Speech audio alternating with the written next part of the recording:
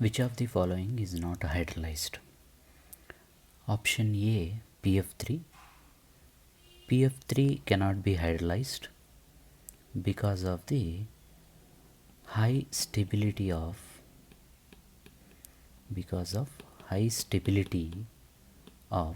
PF bond.